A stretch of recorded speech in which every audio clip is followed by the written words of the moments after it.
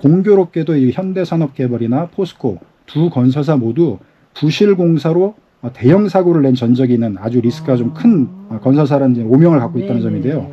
이게 이제 서울의 대표적인 재개발 경쟁인데 대형 사고를 낸 건설사 둘이서 공사 비용 낮추기 경쟁을 하면서 이게 지금 이렇게 시장에서 경쟁을 벌이는 게 그렇죠. 맞는 거냐.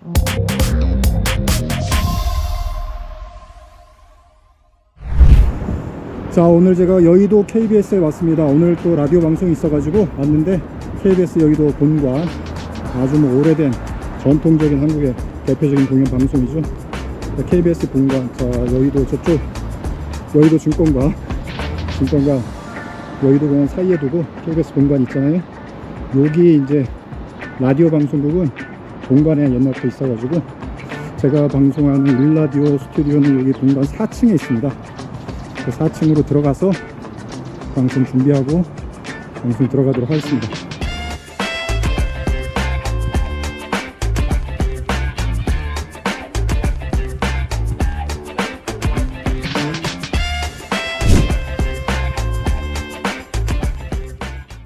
한 주간의 부동산 소식 전해드립니다. 아무튼 부동산 이운길 시티타임스 경제전문기자와 함께합니다. 어서 오십시오. 네, 안녕하세요. 수도 이전 이슈로 이제 계속 얘기가 나오고 있는 세종시, 저희가 지난번에 네. 세종시 집값에 대해서 아주 자세히 네. 알아봤잖아요. 네. 이제 어떻습니까? 수도 이전 이슈로 계속 오르고 있나요? 네. 조기 대선 전국 속에 이제 수도 이전 공약이 나오면서 세종시가 요즘 시장에 큰 관심을 받고 있는데요. 이러다 보니까 이제 지난주에 0.23% 급등했고 이번 주에도 0.49% 상승하면서 상승폭을 더 키웠습니다. 자, 구체적으로 뭐 다정동, 세롬동, 고운동, 뭐 세종시 지역인데요. 전체 지금 세종 집값이 상승폭을 키우는 모양인데요.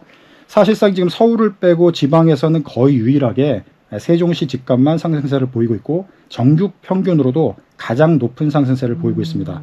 자, 이 같은 추세는 이제 대선 전국에서 당분간 이어지지 않을까 이렇게 조심스럽게 전망해 보는데요. 세종시는 이제 지난번에도 제가 말씀드렸다시피 이제 과거에 워낙 낙폭이 큰 지역이었기 때문에 자, 회복 탄력의 측면이 지금 있는 거고요.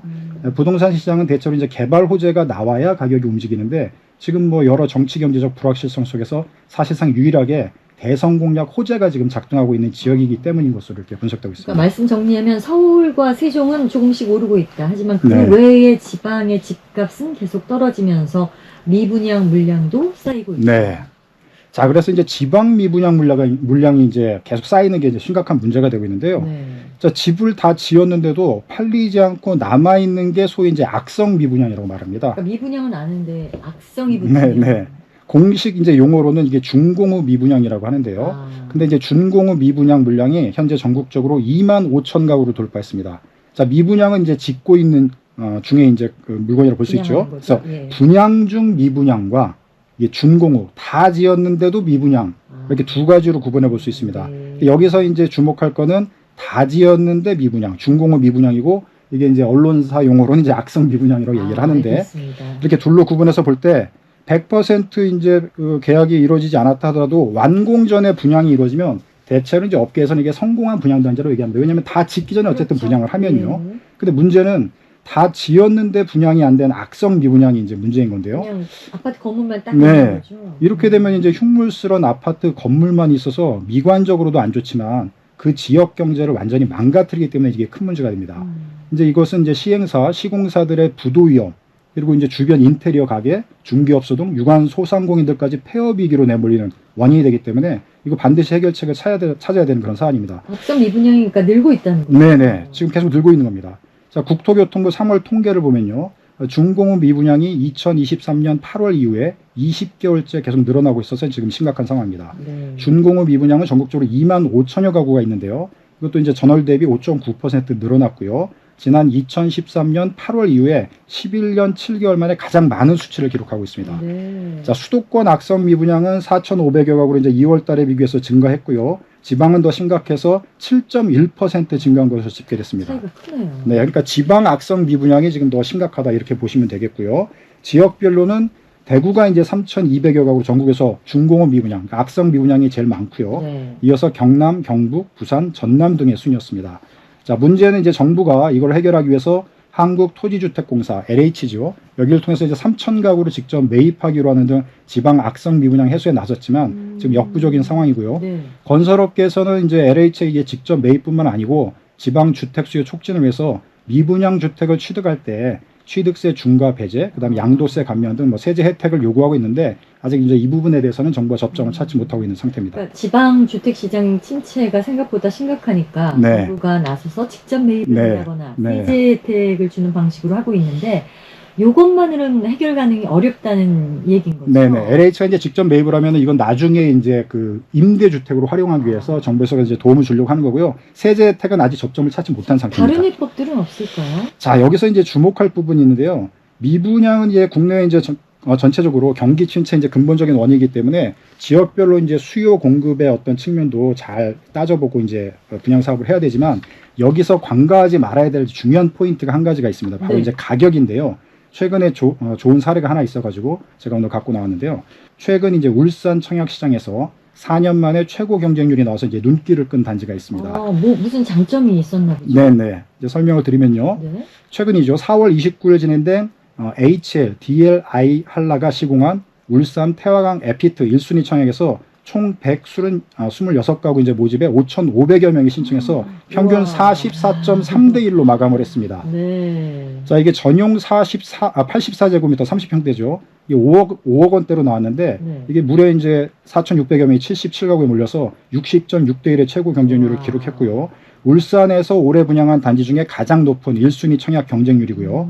2021년 이후 울산 지역 전체 분양 단지를 통틀어서 최고 수준의 경쟁률을 보인 겁니다. 네. 자, 이렇게 그러면 왜 여기는 지방인데도 청약에 사람들이 이렇게 많이 그러니까요. 몰렸냐? 이 원인을 보면은 역시 분양가 상한제에 따른 합리적인 분양가, 그리고 태화 강변, 그리고 여기 이제 학세권, 그래서 검증된 입지의 장점들이 영향을 미쳤다는 분석입니다. 네. 한마디로 보면 여기가 이제 신축 아파트 분양인데도 인근의 10년 전 구축 아파트 단지와 비슷한 분양가를 책정하면서 가격이 높지 네. 않았다. 그래서 경기가 아무리 안 좋긴 하지만 주택업계에서는 뭐 세제 혜택 뭐 이런 요구도 중요한 포인트이긴 하지만 가격 부분을 좀 유념해서 사업을 진행해야 되지 않을까 이런 생각을 하게 됩니다. 알겠습니다.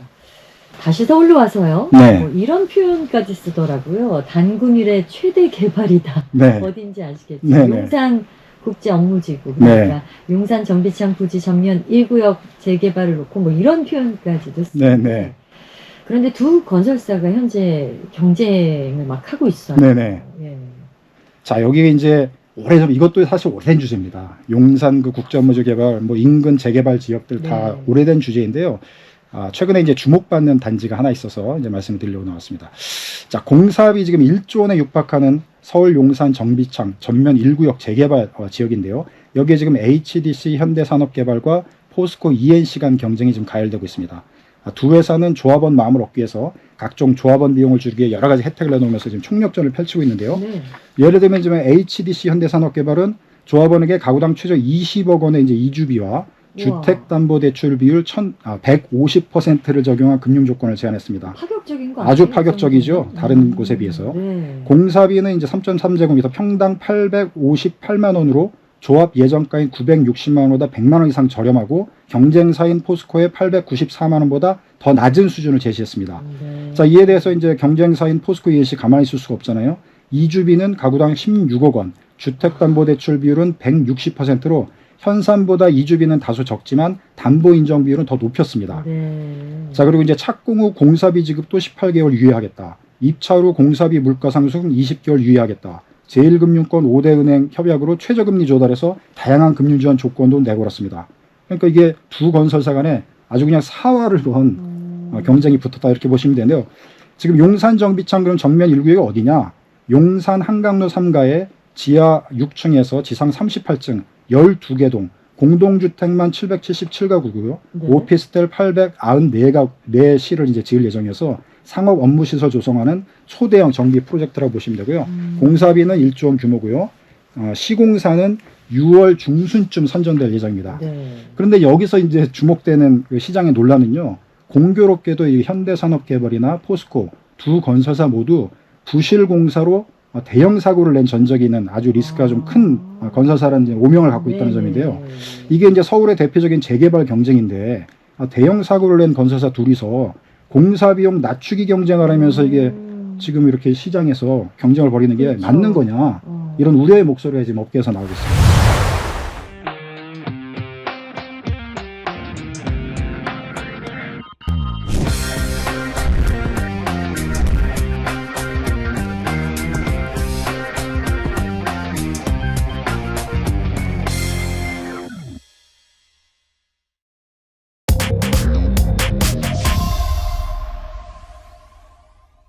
이 앞에 부분만 들어서는 뭐 소비자 입장에서는 아주 환영할 만한 네, 얘기잖아요. 그런데 이렇게 서로 가격을 낮추다 보면 안전 부분에서 어떨지도 모르겠고 네. 두 회사가 제살깎기 먹기식은 아닌지 네. 그런 생각도 들고 네. 어떻게 보세요? 어떤 문제점이 있다고 보시나요? 네, 금방 말씀하신 대로 지금 한마디로 부실 시공으로 이제 대형 사고를 낸 두 건설사가 과연 낮은 공사비를 제시하면서 서울의 대표적인 최고의 금싸르겠다는 개발 수주 경쟁을 벌이는 게 이게 맞는가? 이게 낮은 공사비 제시가 오히려 안정성에 더 불안감을 준다는 그런 비판이 나오고 있는 거거든요. 이제 포스코는 이제 4월 11일이죠. 그 광명시 일직동 신안 안산 그 복선전철 지하터널 공사구간 붕괴 사고가 있었잖아요. 네네. 이거에 이제 책임 있는 건설사인데 이때 이제 포스코 ENC 근로자 한 명이 숨졌고 하청업체 굴착기에 기사함이 크게 다친 큰 사고가 발생했어요. 이게 이제 싱크홀 문제가 불거질 때 이게 지하철 공사 현장이 그렇죠. 크게 붕괴됐기 때문에 아주 주목을 받은데요. 문제는 이 같은 붕괴 사고가 14년 전에 비슷한 구례터널 붕괴 사고가 이제 유사한 양상을 보였다는 건데요. 문제점은 이제 사전에 이것도 지적이 됐는데도 이걸 미연에 방지를 못했다는 점에서 이게 지금 안전군 붕괴성을 불어온 이제 인재라는 비판을 피하기 어려운 상황이고요. 자, 이제 현대산업개발 같은 경우는 우리가 잘 잊지 말아야 될 어떤 사고 중에 하나인데요. 2021년 6월에 광주 학동 재개발 사고역 붕괴 사고로 시민 9명이 사망하고 8명이 다친 그 사고의 또 장본인입니다. 네. 이에 대해서 이제 이듬해 또 그 사고를 1월 달에 내가지고 또 사람들이 또 인명피해가 났는데요. 이에 대해서 이제 서울시가 HDC 현산에 8개월 영업정지 처분을 내렸습니다. 근데 이 영업정지 처분을 받은 현산이 취소 소송을 냈고요. 이것도 이제 최근 일인데 지난 4월 21일 날 업무정지 취소 소송 1심에서 현대산업개발이 패소했어요. 그러니까 과실이 인정된다는 겁니다. 그러네요. 그러면 이제 영업정지 시켜야 된다는 법원 판단이 나온 거거든요. 네. 근데 문제는 이제 1심이기 때문에 계속 2심, 3심 가면은 시간이 영업- 걸릴 네. 거고요. 법원 판단은 늦어지고 현대산업개발은 계속 영업을 할 수 있고 그러면 우려되는 수주를 계속 하는 건가? 네. 그럼 사업이 어려워지니까 계속 저가 수주를 할 테고 이런 것들을 어떻게 할 것인가? 이런 문제들이 지금 계속 제기되고 있는 건데요. 이 때문에 이제 현산과 포스코 이 두 업체가 이제 경쟁이 과연 이 단군 이래 최대 개발이라는 상징성을 갖고 있는 용산 개발에 참여할 자격이 있는가? 물론 이제 건설사들이 시공을 하다 보면은 다소 이제 사고가 날 그렇죠. 수가 있고요. 네. 뭐 이런 거를 뭐 문제시하는 건 아닌데 큰 대형 사고, 그 다음에 인명 피해를 낸 사고, 그리고 예측된 것을 막 앞서 지적된 것도 방지를 못했다는 그런 사고들, 이런 걸 한 건설사들을 한국의 앞서는 또 서울의 거죠. 가장 대표적인 단지에 시공사로 맡길 수가 있는 건지. 그런데 왜 용산제 업무지구처럼 중요한 곳에 두 개 건설사만 참여를 하는 건가요? 네, 이제 요게 이제 업계 지금 동향과 함께 살펴보시면 이해를 하실 수 있는 건데요. 네. 시공사 평가 능력 우리가 이제 살펴볼 필요가 있거든요. 1위와 2위 그럼 시공사들은 어디냐? 현재 지금 용산 지역에 시공사들이 왜 두 곳만 참여했냐? 우리나라에서 이제 매년 시공 능력 평가 순위를 공개하는데요. 네. 국토부가 매년 7월 국내 건설사들을 대상으로 시공 능력 평가 순위를 공개해서 순위가 나와 있는데요. 24년 작년 7월 공개된 내용이 이제 가장 최근 건데요. 네. 1위가 삼성물산, 2위가 현대건설, 3위가 대우건설, 4위가 현대엔지니어링, 5위가 DLENC, 6위가 GS건설, 7위가 포스코 ENC, 8위 롯데건설, 9위 SK 에코플랜트, 10위가 이제 HCD 현대산업개발입니다. 그러니까 네. 지금은 7위와 10위 업체만 참여를 한 게 됩니다. 그러면은 각 건설사들은 왜 지금 참여를 안 하느냐 이렇게 얘기를 할 수가 있잖아요. 지금 한남동 재개발 지역하고 압구정 현대아파트 재건축 사업 시공사 선정을 지금 눈앞에 두고 있습니다. 그런데 여기에 DLENC 그러니까 순위가 앞서 있는 건설사 중에 옛날 이제 대림산업이죠. 네. 여기 지금 한남동 재개발 사업이 이제 총력을 기울이고 있고요. 압구정 재건축 아파트 단지 사업에 삼성과 현대건설이 지금 총력을 그러니까 기울이고 있습니다. 시기상 겹친 거군요. 네. 그리고 이제 현대건설 같은 경우는 강남구 지금 삼성동 현대차고로 본사 사업이 있잖아요. 네. 그 주변 지하 개발까지 지금 힘을 쏟고 있는 상황이거든요. 알겠습니다. 자, 그러면 예. 어떻게 보세요? 이대로 용산 재개발 사업 그냥 진행이 될 거로 보십니까? 아니면 앞으로 개발 사업 진행과 우리 도시의 경쟁력 확대를 위한 묘책은 없을지 좀 정리를 해주시죠. 네, 이거 뭐 정확한 답은 내릴 수 없겠고요. 다만 이제 민간 개발 사업 조합 측이 시행하는 재개발 지역 같은 경우에 당연히 이제 조합에서 제시한 입찰 조건에 2개 건설사가 입찰을 했고, 네. 그러면 설명회를 거쳐서 조합 총회를 거쳐서 결정을 하는 과정으로 지금 가고 있습니다. 그래서 6월 중순쯤 결정이 될 텐데요. 네. 그걸 뭐 누가 알바알바 할 수도 없고 정부가 개입할 수 없는 문제이긴 하지만 우리가 이제 생각해 볼 문제는 있다는 거죠.